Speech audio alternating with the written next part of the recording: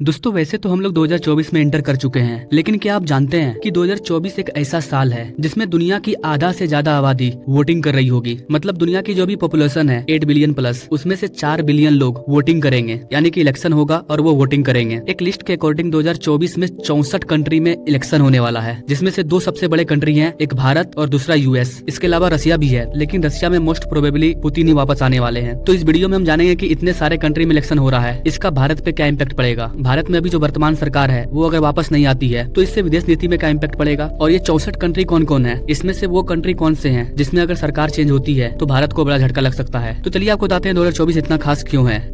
नमस्कार दोस्तों, मैं विकास और आप देख रहे हैं ऑल इंडिया अफेयर्स।